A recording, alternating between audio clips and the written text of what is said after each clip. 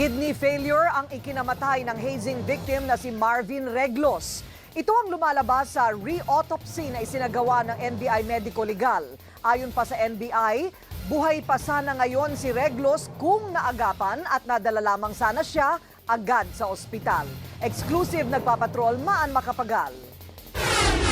2 linggo bago ilibing si Marvin Reglos, hiniling ng kanyang ama sa NBI Medico Legal na isailalim sa re-autopsy si Reglos. Kapareho ng findings ng PNP SOCO ang lumabas sa re-autopsy. The findings of the Dr. Baluyot were consistent with acute renal failure.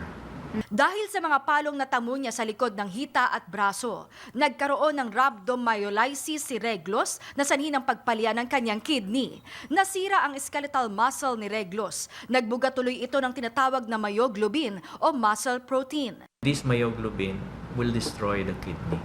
So yung waste material na dapat inilalabas niya sa ihi o sa urine, bumabalik sa circulation. Ayon sa NBI, malamang na nakakaramdam na si Reglos ng pamamanhid, disorientation hanggang sa mawala na ang motor reflexes at sensory perception. Base sa affidavit ng mga testigo, gabi hanggang madaling araw nangyari ang hazing, pero nakita pa si Reglos ng alas 7 ng umaga na paika-ika, tadtad ng pasa at inaalalayan na lang ng mga kafrat. Malaki ang panghihinayang ng NBI kung nadala lamang daw si Reglos sa ospital gabi pa lang at maagapan, hindi daw sana siya mamamatay. Ayon sa NBI, The management for rhabdomyolysis is very simple. Hydration and diuretics.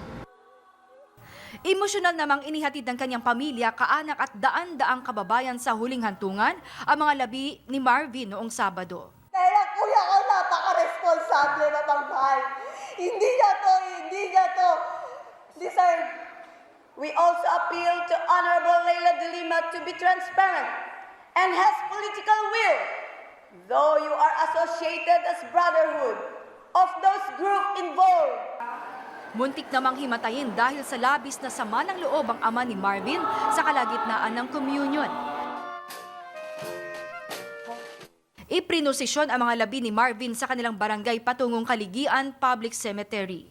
Nagpalipad ang 25 puting lobo bilang simbolo ng hinihinging hustisya.